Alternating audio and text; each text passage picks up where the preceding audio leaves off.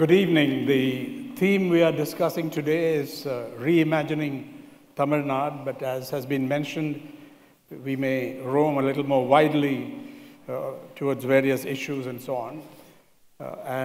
So, Kamal, we'll start with your film career. Has already mentioned 60 years, 220 films in several languages: Tamil, Hindi, Telugu, Malayalam, and one without any language. Pushpak. Good evening, everybody. Thank you. And you are a highly respected actor, an actor's actor, also with a large following. But one thing I've heard, you know my knowledge of films is rather limited, but one thing I've heard, and it's clear, that's a perception widely shared, is in your film roles, you've done a variety of roles, but you're one of those who did not seek to construct an image directed towards a political future. You took on many roles, and not just those roles which would make you look like a virtuous politician in the making. Does that mean you never entertained the idea of politics while doing all these roles? Thank you. But I have this dubious distinction of being Mr. Ram's guide to cinema. He knows so many things about so many subjects, but this is one subject where I feel proud and not inferior at all.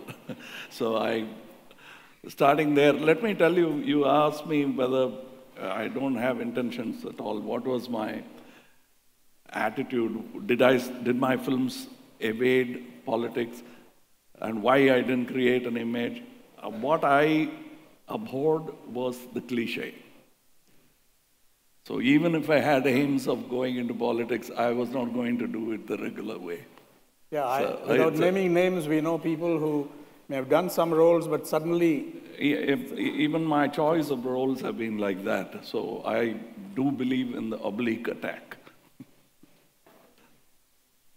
Your film, Haram, one of the most significant films made in India, what motivated you to do that thing? Almost you can say that I stepped into politics with that film. I mean, it is not my business to make a film like that. I was just to make films which will make people happy. I mean, I suddenly wanted to include protein in the diet instead of masala. And I thought it was time. I had this apprehension that we will reach today. I was even worried that we'll reach this day earlier. So that prompted me to make that film at the end of the millennium, 1999, to make a fresh start in my life also. So it's a very strong political film. If you see it now, it makes more sense to people. It made sense to me then, not that I was ahead of time. I was just about in time in making that film. Today, making that film will be difficult. Yeah, yes, that's precisely the point. Why is India relapsed in that sense? Because that film has a grievous personal loss, somebody who's angry, seeks revenge, wants to assassinate the Mahatma, and then it's turned back and espouses Gandhism. But why is it that after so many lessons have been learned and so many setbacks suffered by India, secular India, democratic India, we are now returning to perhaps the most difficult, challenging phase in, I wouldn't say since independence, because we've had other problems, but in recent decades.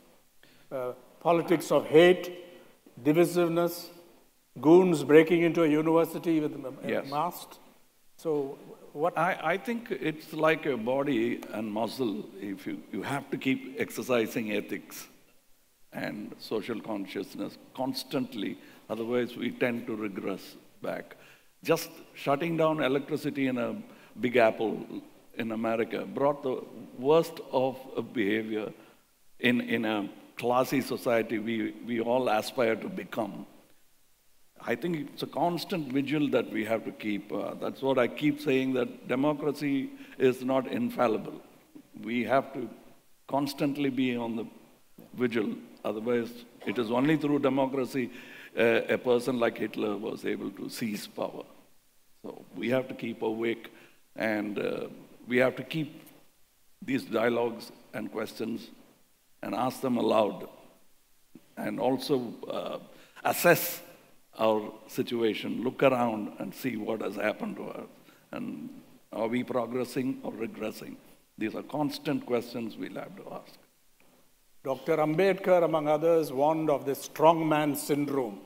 Beware of strong men, great men, men who are outsized, and so on. Is that a problem?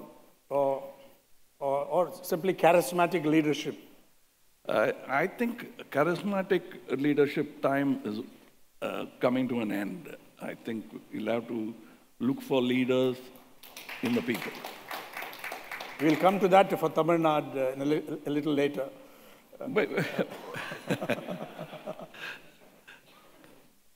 Now, going back to the shaping of your outlook, your worldview, you can say, your father was a remarkable man. Yeah. Tell us a little about it. It's a relatively unknown part of your biography. Yeah. He told me that his father realized that he had to buy his son clothes when he was 7 because somebody pointed it out. That man who pointed it out, that it's a big boy now, you must get him clothes, he's running around nude. So that's the kind of, it's not poverty, but it's not also a big family. The man who pointed out that fact later on became my father's father-in-law. Oh. They were friends. So that is the kind of background from which he came, and my father-in-law sort of almost not only took him as a son-in-law, but like a son also. So he educated him. He himself was a lawyer. So put him into the law college. So my father has seen the end of both the spectrums. He's not, but he has moved with all kinds of people. He's so pragmatic, so simple, very humorous, and one quality did not cancel out the other. That you will find humor and passion and pragmatism all in one bundle.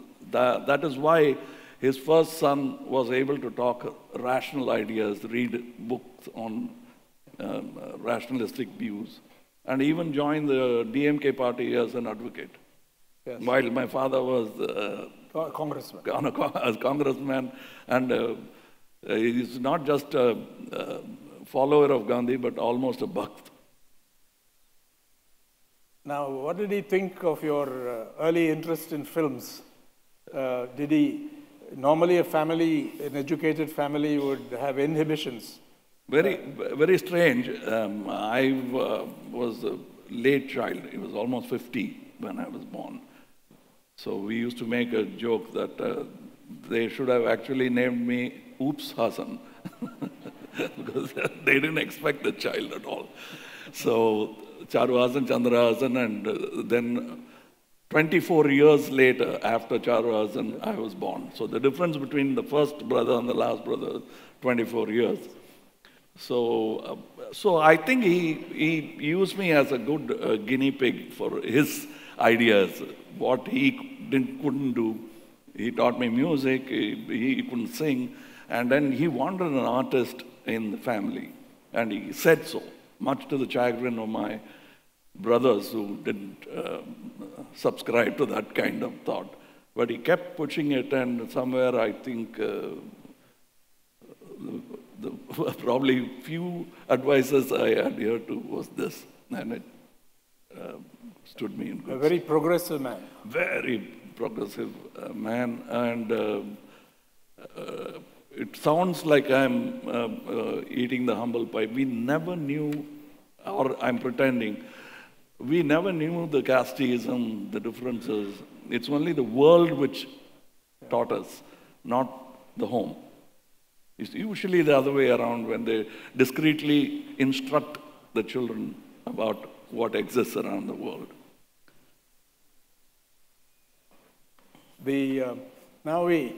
Let's turn to our state, Tamil Nadu.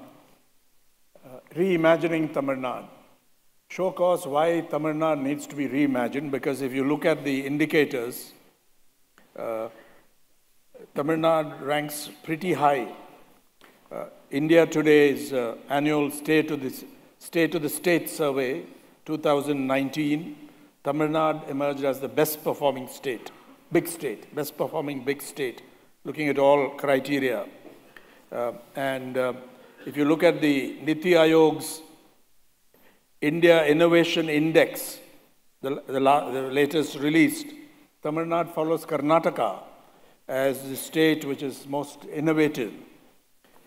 There are areas where it's relatively backward. For example, Niti Aayog's School Education Quality Index, Tamil Nadu ranks 8 out of 20, quite low, given its other advantages and so on. And then we have a universal public distribution system. We have fairly efficient governance, it appears. We'll come to the other dimension, perhaps number one or number two in India with respect to corruption. But let's... when we were given a sort of brief on who was going to come here and what they would like this conversation to be, they said, don't forget to add humor in it. And Mr. Ram said, it seems, don't expect humor from me, but do expect wit. But yeah, I think he has offered the humor part. So I think, what else can we do? It's not even a loud laughter, but it's a sad smirk is what I can give for this kind of a joke. Why it has to be reimagined? First, we have to imagine. We have lost our imagination. And there's nothing to be invented. We just have to discover what we are, the synergy that we can produce, this room can produce. We have lost that imagination. So we have to bring that forth. I mean, this hibernation will have to stop. When we I'm not blaming politicians anymore, because we know who we are, who they are, and we now have to realize who we are. But if this is the state of perhaps one of the most advanced states, what about the rest? Yeah, that's why this joke is on the country. Yeah. It's a shame on the country if this is the standard. That means we are celebrating mediocrity and even lower.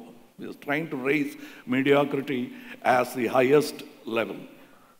And that's a shame on the country. We produce great men, including those in this room.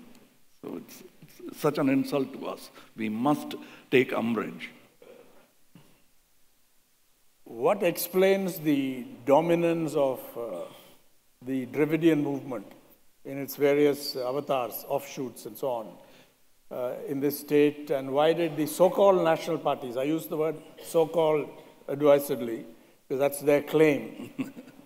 But what do you think explains this? Because now you're entered politics, you must have done your homework. I think that the Dravidian movement, you know the history, I mean, most of us know.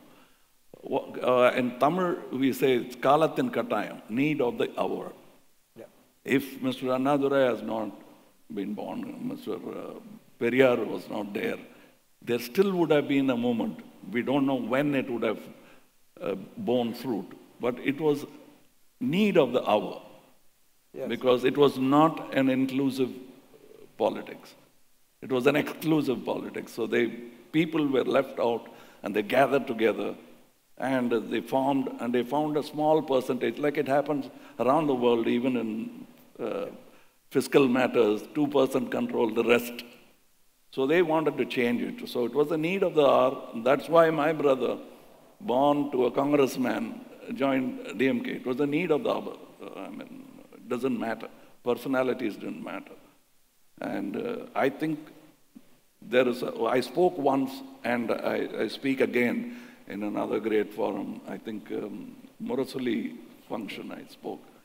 You cannot remove Dravidam from the map.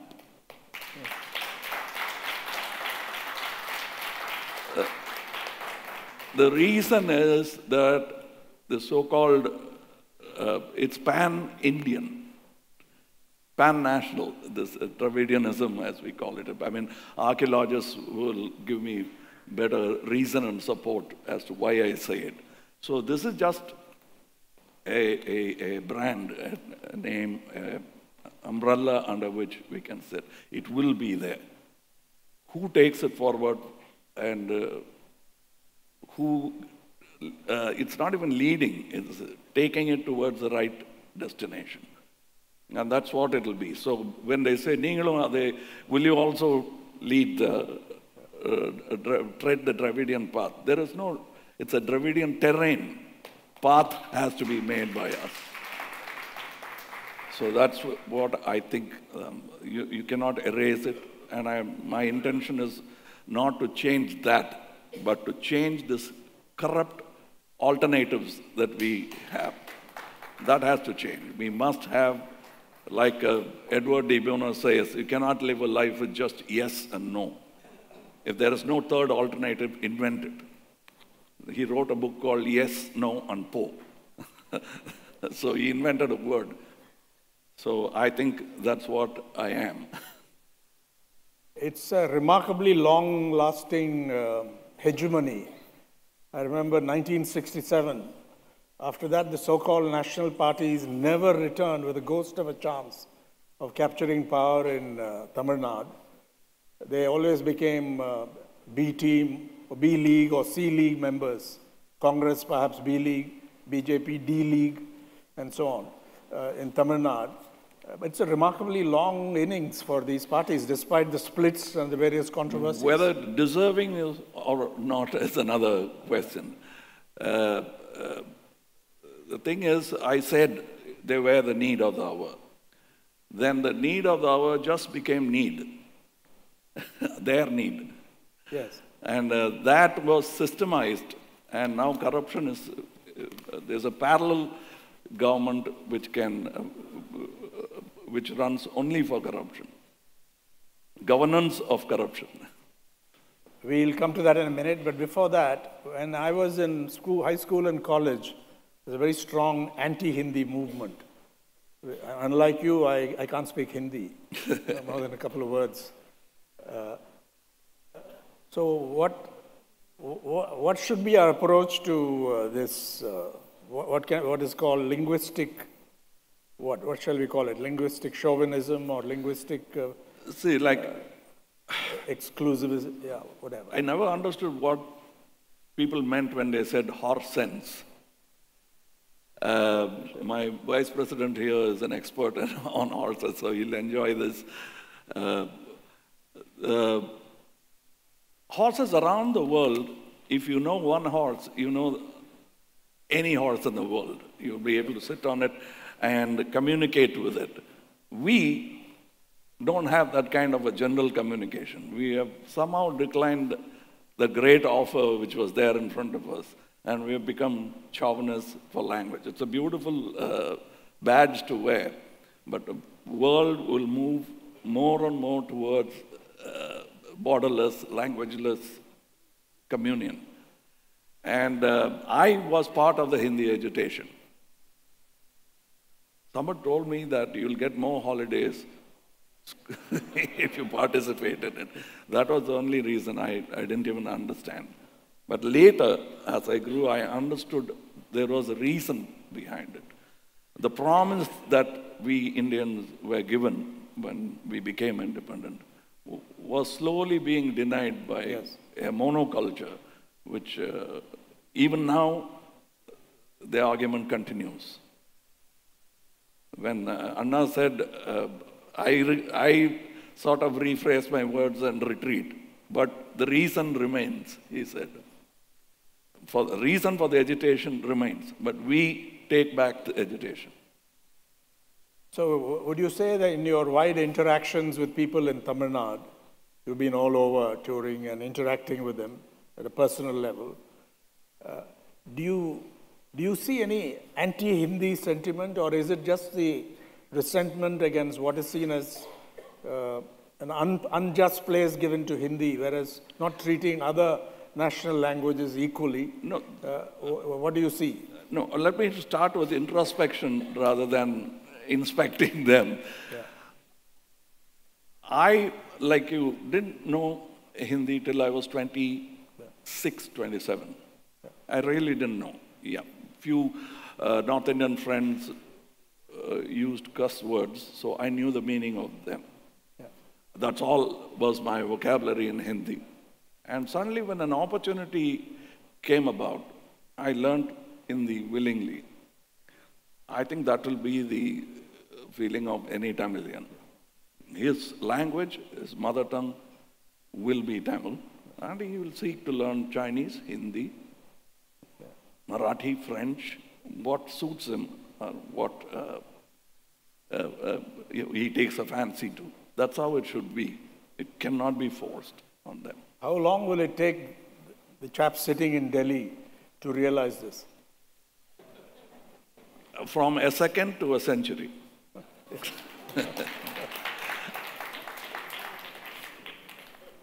Now, coming to one of the key subjects, corruption. Now, in Tamil Nadu, it's well understood. In Tamil Nadu, the term scientific corruption was used to describe the system of corruption in Tamil Nadu. It's an extremely systematized system with rules. Rates are fixed, incentives are provided for various sectors. There's a distribution mechanism. You know, the lowest, with one strong leader, the lower rungs got a smaller share. Now it's more decentralized, I believe, and so on. And then there are sectors like mining, sand mining, beach sand mining, river sand mining, beach sand mining for minerals, granite quarrying. At every level, this system of what can only be called grand corruption, yes, which is operative, and it is well recognized. There's a literature on it. Even I've written on it, and various others.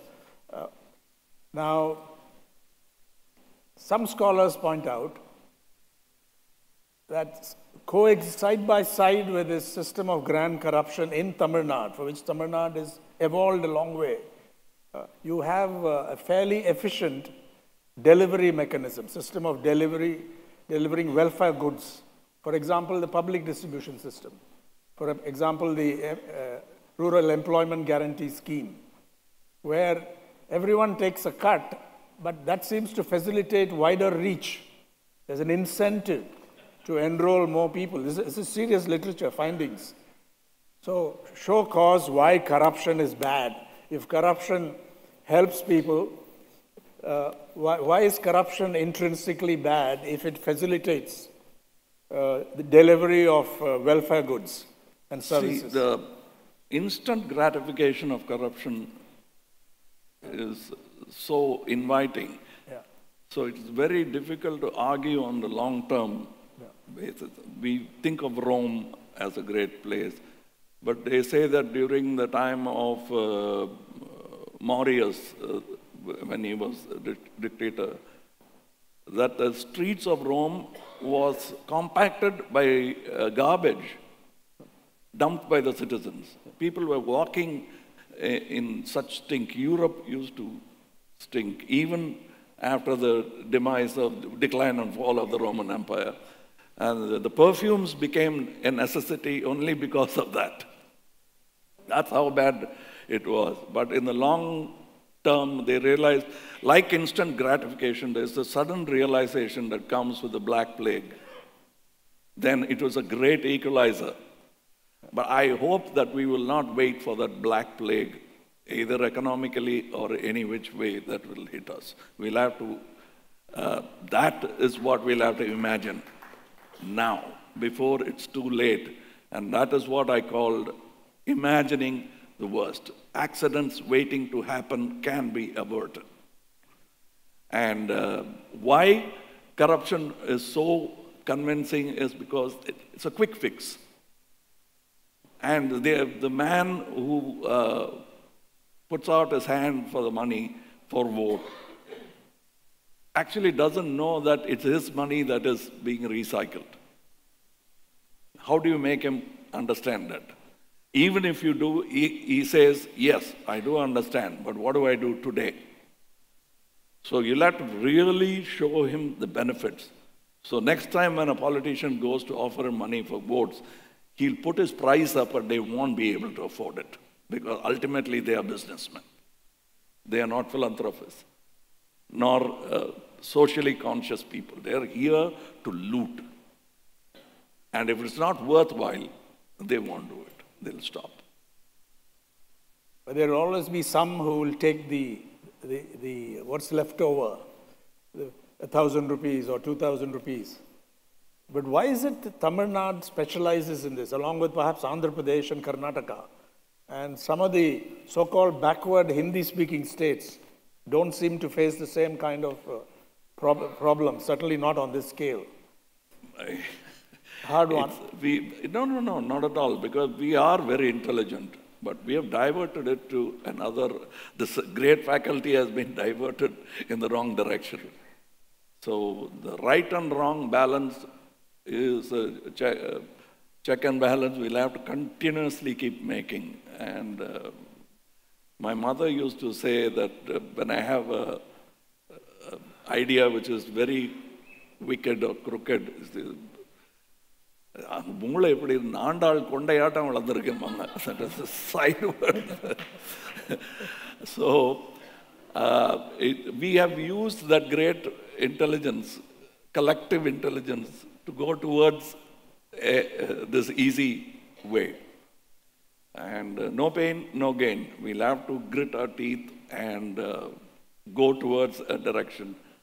And we can. We taught them how to wash their hands, clean their clothes, not to litter. This can be done. And they've forgotten it all. Is that one of your main activities?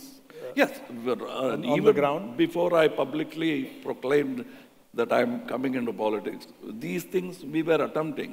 But without seizing power, you cannot instill that as a rule of life. And I'm not talking about dictatorship, I'm just talking about a benevolent politician who should sit there. And that's why when my film fraternity wanted to stop the cricket match, I said, 20 people are playing a game which you don't like. Just walk another mile. 234 players are playing a very bad game inside the fort. Stop them. You're wasting your time on the wrong arena. And that's what we should do. And that's why I am here. Your political movement, the way you started, was somewhat unconventional. That you didn't call yourself the supremo, although you are the clearly unmistakable leader of that movement, because you're the one who brought them together. But what made you decide at that point of time, I will jump into this? It is an adventure for you. No, as I told you, that jump was done even during Haram. Haram, the film. Yeah. Because it's a phenomenal risk to take. But let me tell you that that's one film which got me table profit. I did not do that film for that at all. I said, come what may, I will make this statement because there will be a time when you cannot make it. Yes. Because what is happening to our country has happened before. It's nothing new. It's a facsimile, and a bad smudged facsimile of what happened in Europe. And we all remember it, and we are letting it happen all over again. And we are players in it. Even in the corruption, we are talking, because we are now talking about reimagining. Imagine that we all have a hand in that corruption because of not looking in that direction. In Tamil, I said before when, in an interview, I said, before when you say thief, thief, and run behind one criminal, he runs very fast to get away from the crowd. Today, he stops and said, did you call for me? I hear so many people screaming, what do you want? So that's the arrogance we have given him. He needn't be scared. The punitive measures that we have put in place are not punishments enough. Yes. I can shop my way out of it. Literally, go shopping. There has been a considerable history of people who did very well in films, very talented people, who were very popular, who were admired for some of the roles they played, for the character or whatever, who entered politics. Some succeeded big time, others flopped. Let's not go into names. But what are the ingredients? Have you learnt can you draw any conclusions from this fairly significant body of experience in Tamil Nadu? And also, if you want, Andhra Pradesh, by extension. There's a lot to learn. I mean, there are 1,001 ways of how not to do it. Yeah. Like what I pursue is a dangerous strategy, and they cannot afford it. My weapon is very sharp. I intend to be very honest. And that is something they cannot, the astra to challenge mine, they don't have. It is nothing new that I'm saying. They asked Gandhiji, what is going to be your political strategy? He said, honesty. I sort of diluted it a little more for my understanding. So that is what our party is all about. When you said you placed yourself, I've placed myself in a position of pride. I am the platform. So stand on me and implement the ideas. So it's not a mean position. It's a great position. And that's how I see myself as. And that's why my party will be led by leaders, not by me. Now, I know you well enough to say that when you come to a conclusion, you will stay with it. Regardless, you will be very stubborn. It'll be hard for you to pull back. But then you must have advisors who will always caution, be cautious, don't go this is the perception, that's the perception. So moderate your views. All my successful films that I have produced in Raj Kamal were first vetoed by my advisors. Yes. But later on, I had to argue. The more I argue and try to convince them, I become convinced. It's not stubbornness. It's a question of strengthening yourself with repetitive action. Your muscle becomes stronger. Your mental strength increases. And that's what I did. There were naysayers. Even to start a party, there were negative things. In the party, there'll be negative. But finally, we all, trying to convince them, also convinces me, which gives me great strength. And my strength sort of permeates and becomes infectious.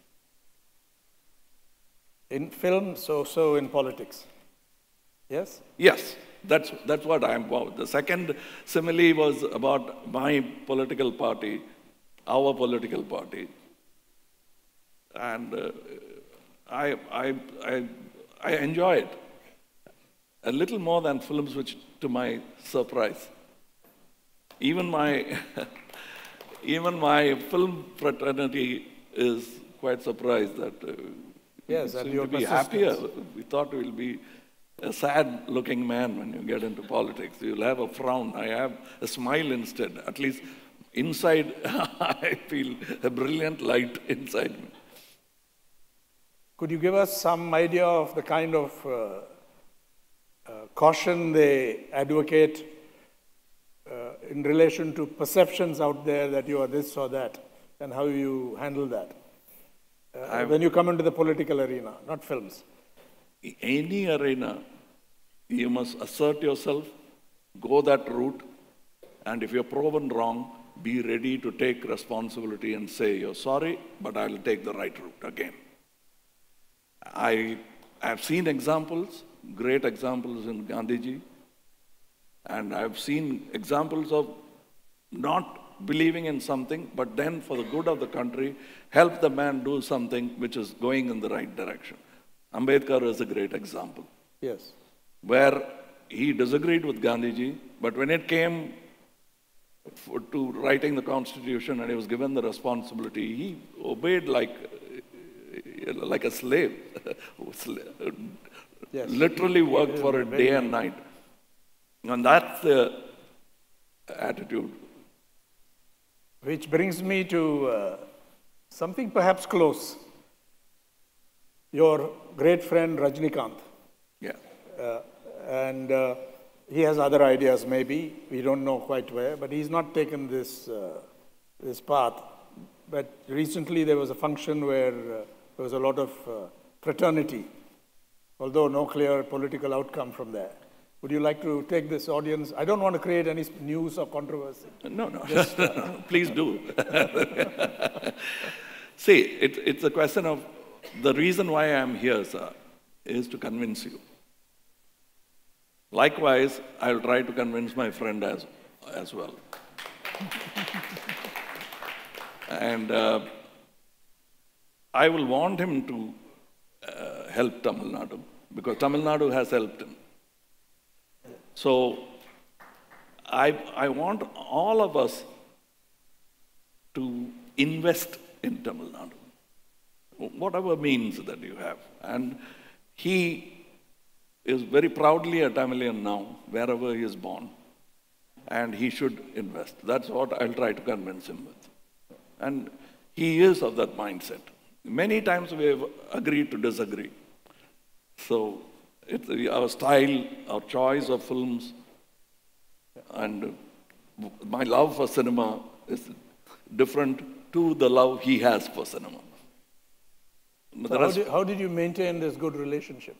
It was decided. We agreed on one point that we'll set an example. And I'm quite surprised that these guys who have not even reached 30, both of us, made that decision that we are going to be the next after those two big guys. So we better be deserving of that position. And we made the decision that we will not allow any small squabbles to be. Disagreements we'll do in public and announce those very nicely, gently. Yeah.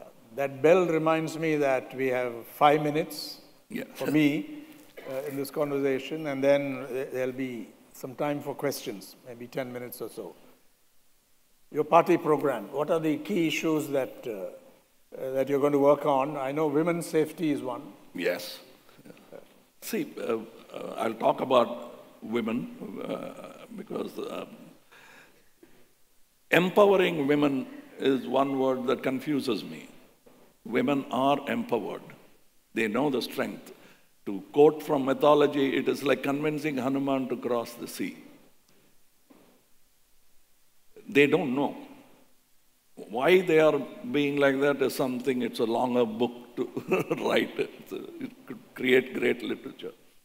We will work, and as I said in our party program, we think from space to the paddy fields, women should get equality, wages to begin with. I don't see why man is paid more than women in there are very few industries where we have somebody here who tries to equalize that. But it should become the order of the day. Mrs. Uma Devi, when I told her this, she said, no, not in my factory. That's Uma Devi. So, I mean, we should have more of those people, and it should go into the agrarian field, as well as in space. And they need not ask. They know how to run. All houses are run by women. It's an old joke where the husband says, I run the house and I have my wife's permission to say so.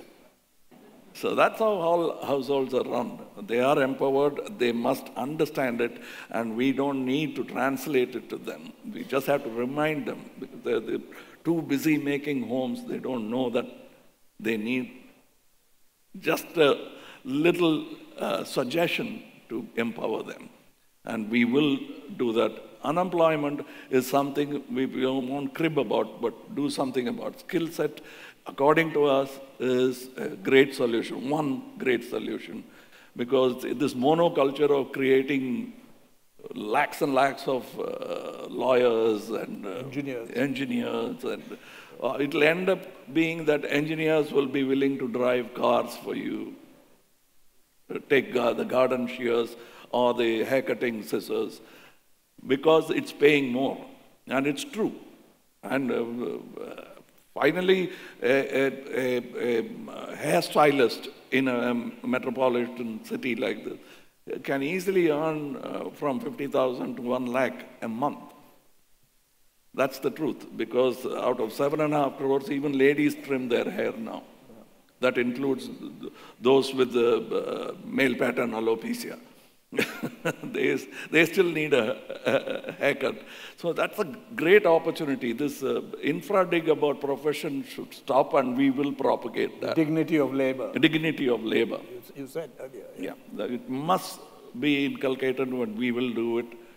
And our agrarian society, there's a friend of mine who said, if you find gold and diamonds underneath and over the ground, if it is agriculture going on, do not meddle with that.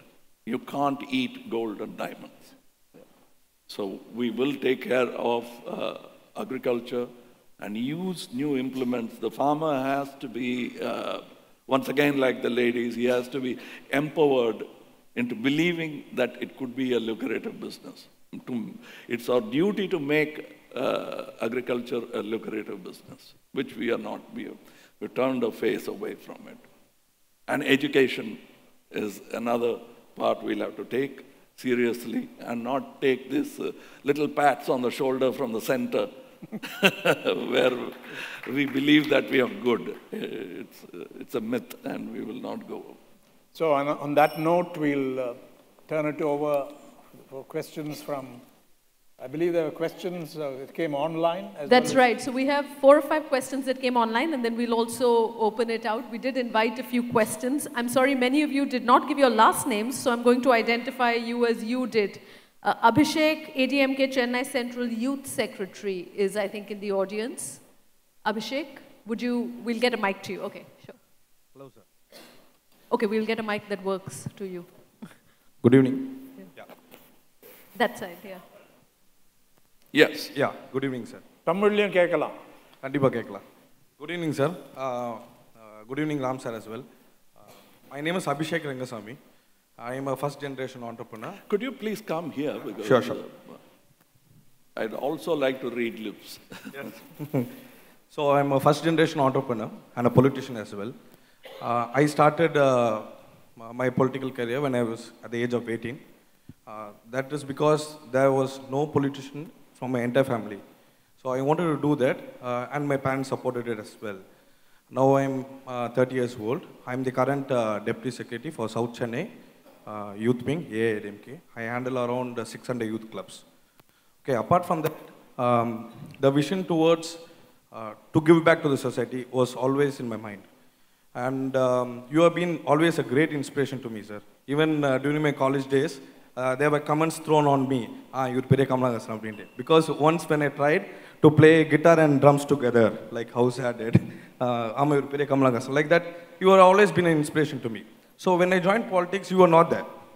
And now, since you are into politics, what will be your step towards inspiring people like me? When we joined, you were not there. But now there's an opportunity. But I'm very much happy and most proud to be in my party. There has been very good reforms which have been discussed to us by our seniors. Shall we stay with the question so that there's time? Yeah. So the question is very simple. What is your step towards inspiring young politicians like me who are waiting for a very good opportunity to give back to the society? To inspire someone like you, let's say. let's start with person to person change. Velu Nayakkar மாதிரி நல்லவனா கெட்டவனான்னு கேட்டா தெரியலையாப்பான்னு நீங்க பதில் சொல்லிட்டு இருக்க முடியாது. You will have to decide. You have to do it from the right side. I don't mean the political right. From the right side. On the contrary? On the contrary. No, I'm openly saying that you should come to us.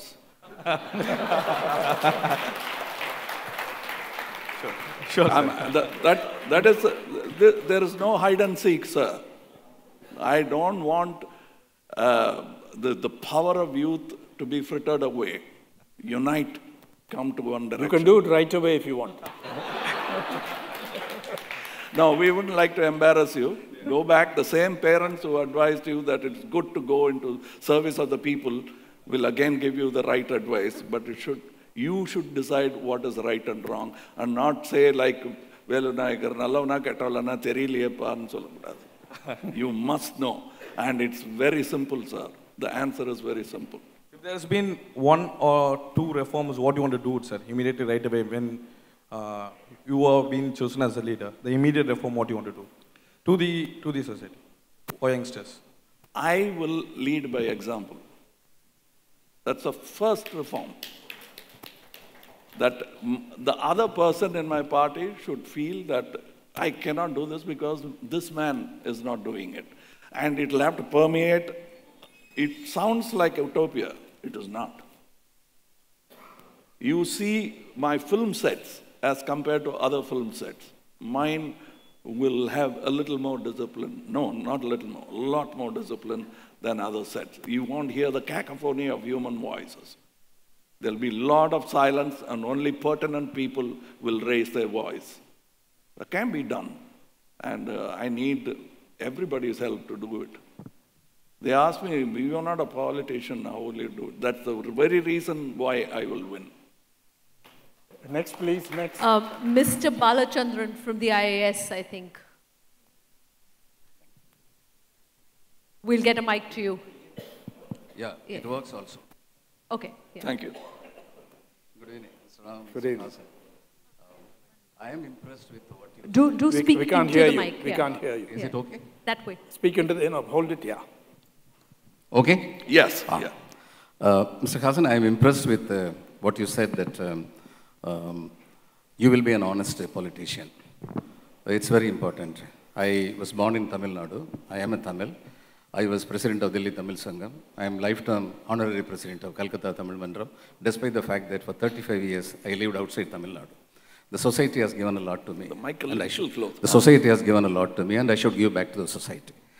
Now, when you say that you want honesty to be an uncompromising principle, in real life, if you were to become CM of Tamil Nadu, certainly that chair is not what Shankar and Arjun showed.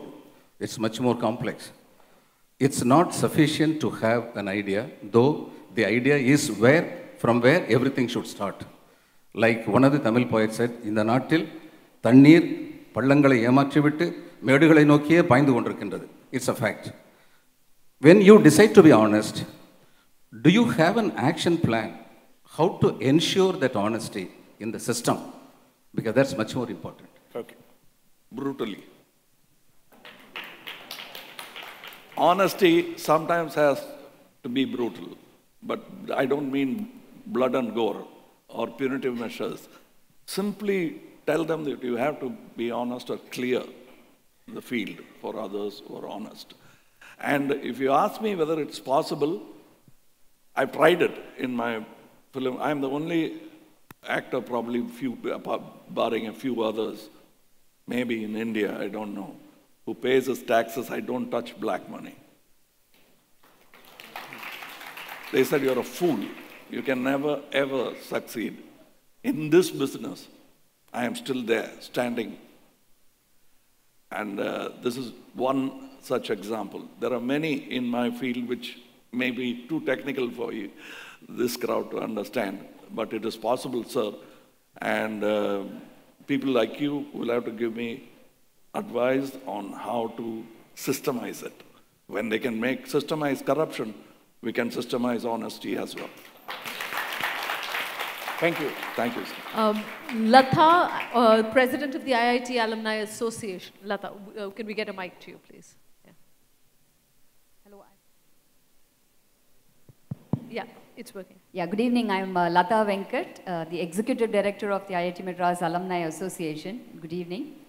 It's very interesting that you started, when we spoke about reimagining the state, to talk about women and youth. So we spoke about empowering them. So what is the ecosystem that we are really looking, and what is the support for women and youth to join your party so that we feel more empowered? Welcome. Thank you. That's the first support that we can tell you. Please do come. And you need to populate Makkal Needhi Maiam with your kind. So please, that is the first request from our side. And ideas, I've not come here with the full answers. We are still work in progress. You can add to it. So invest in Tamil Nadu. Reimagining is also reinvesting into Tamil Nadu. So invest into Tamil Nadu. And let me tell you, these set of politicians are not going to be wanting to be partners in your business. They want you to be partners in the glory and wealth of Tamil Nadu. It's the other way around, where we are not going to ask for a cut in your business to make it flourish. We want you to do business, that's all, and we'll facilitate it, and Tamil Nadu will become rich. And that's our plan. And the same kind of plan can be implemented with women and their empowerment. You come in here, you give us ideas, disagree with us and agree with us, and we will formulate, and what is now just a nebulous thought will become a solid action, and we can go forward with that. So we have women in the party, but that's not enough. So we want to populate the party with more women. I'm used to, I was born and brought up in a house full of women, and I'm used to seeing women holding the key, literally. So I'm quite comfortable with that idea. So you won't find a chauvinist in me. And most of the members in our party. Those who are not, we are converting them very fast. Mr. Sharfuddin, Director of Grimson Industries. Okay. Check. Thank you. Hi. I'm Sharfuddin Sheikh, Director of Crimson Organics, Kadalur. 35 years of oil and gas experience all over the world. This is from me. Hi, Kamal. You're a talented artist, you're a beautiful artist, and a varied experience and expressions. I've always admired you in my life, possibly from my youngerhood. Now I see you entered in politics. Having handled so many very good things in your field so far, I think possibly I'll assure you are the most talented person. As a mentor for me, Mr. Arvind Kejriwal, who is the best chief minister, as I feel, maybe others are different. I'll like to have you as the next chief minister like Arvind. Now, putting myself in a small piece of mind, and so many entrepreneurs are around me, I'd like to ask you a small question. What do you think your vision for small, medium or large entrepreneurs and industrialists to support you? See, as I told you, my strategy is something others don't have. You will have to support me because I'm going to be honest, which means more profit for you, sir. I'm not going to ask 30% from for you to start a business. The going rate won't be our rate. We will not go that direction. So it's a fantastic idea to have a party like this facilitating your business. You will be twice as rich with your business, and so also Tamil Nadu. That is the only, I'm not enticing you with it. I'm promising you that. No, yeah, that's offline. Yeah. Our next question did not come on the internet, but I do know Suhasini Maniratnam is here and she has a question. Suhasini. Oh, is she here? Both of you know my face, but I'll still like to show it. Hello, N.Ram, and hello, Kamal. Hello. It was really nice to hear from Kamal about my grandfather and my great-grandfather. And everything he said is true. We never knew about caste till we went out and somebody pointed out our caste. So thank you to our family. My question to Kamal is, we're all very proud Tamils. I mean, reading the report, India Today. But today was a very sad day. I don't know how many of you went out and looked at the ration shops. There were long queues to collect the 1,000 rupees, and I'm truly ashamed. It is not just the poor people who were there, but people who are well off were all going. Maybe it's your right to go and take the money. But how are you going to bring in honesty with the 7 crore of people? At least 6 crore of them are like that, ready to take money. Because we run an NGO and there are 350 women. All that we try is tell them not to take money for votes, not to take money for any favors. But I don't think we are succeeding. It's very, very difficult to take it out of their system because they say in the next street they've given 3,000 rupees. For us, they gave only 2,000 rupees. So how is it? How are you going to change the mindset of 6 crore people who are ready to take money? I don't know. How do you convince anybody not to be a criminal?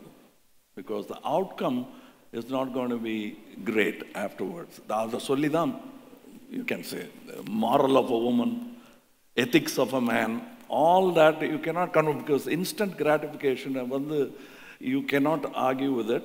We will go with it. But then you'll have to convince them that they are being offered peanuts. There is more to come, and we can offer you that. You'll have to counter the offer with a better offer they deserve. To make them understand it, you will have to be the mouthpiece. We all have to do that. Because you start with your household, convince them, that's the best way to do it. The labor should be paid. If you increase that, the corruption will decrease in his area. You'll have to pay him well. If we try to, there's a song I've written in a Tamil film. You just give that kira karike, but you're not worried about the petrol, that cost that they've levied on your head, where the millions, crores are gone down into somebody else's till, which is duly my money. I will run 3 Tamil Nadus.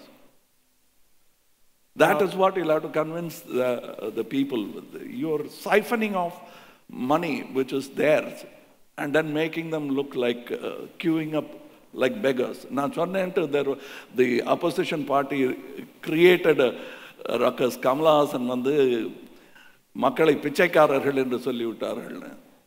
என் வீட்டில் இருக்கிறவங்க அதை செஞ்சால் கையை தட்டி விடுவேன் நான். என் பிள்ளைகள் போய் கையை நீட்டி யார்ட்டையாவது கேட்டாங்கன்னா கேட்காத உனக்கு என்ன வேணும் நான் கொடுக்குறேன்னு சொல்லுவேன். அதே கோபத்தில் தான் நான் அதை சொல்கிறேன். We will not allow our people to go that direction. We'll have to convince them, bring them home. Let me ask both of you one question.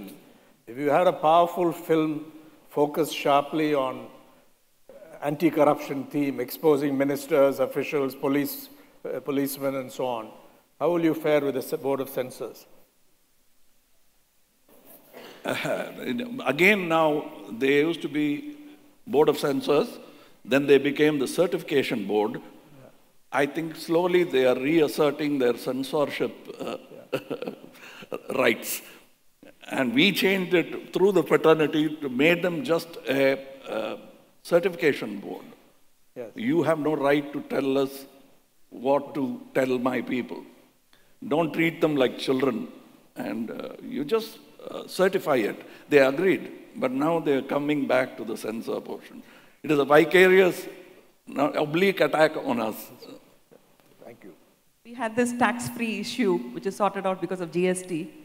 The tax-free that the government, the previous two governments were giving for the film, which was creating a huge problem, that was sorted out by GST. Censor is an issue. I would like to add that Haram cannot be made today. That's exactly. And I made Roja it in a hurry and Bombay because also. I forecasted this day. Irvar or Roja or Bombay cannot be made today. It will not pass the census. It's a sad state. Thank you. We have one final question. Arjun Shetty, CEO of Bank Bazaar. Okay, you're here, Arjun. Great. Hello, sir. Enormously proud of all the great work you've done in Tamil cinema. You know, in your movies, you've made us laugh, you've made us cry, you've made us enormously passionate. Now, when I hear your agenda of women's empowerment, agricultural, skill development, it is very, very appealing, I think, to the educated, right? But it feels like to win in elections in Tamil Nadu, you need to appeal to the passions. You need to have the same type of slogans that the right uses to energize the masses, right? When I hear you speak, you're enormously erudite, but you don't energize the passions when you speak here the way you do in your movies. Do you feel like your communication strategy when you appeal to the masses is going to be different? Like, what does it take to win an election in Tamil Nadu? Because it feels like everyone who wins, they appeal to someone's passions deeply. When my movie wins, it's because of the communication. So the same techniques will be used here. The conversation and my pitching in this audience will be totally different as compared to what I will do in the rural Madurai area. You have not heard it because we don't get the best of exposure in the media as we should have. We can't all start a channel of our own. But then you, sir, could be that ambassador to understand, just at least tune in on certain areas, because you cannot totally black us out, because the digital media gives us a platform. That is why I went to Big Boss. I don't know whether you watch it, but that is a subcutaneous communication with my voters. And there'll be many more. And the slogans, like I told you, you don't expect the cliches from me. The approach won't be cliche. It'll be different, but it'll do the job.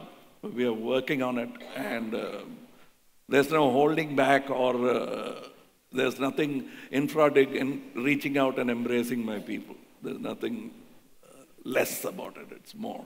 So I will, if you have a suggestion, if you think, if it's a, don't stop with criticism, give us a suggestion, and we'll take it, because we want to go forward, and we want to win this.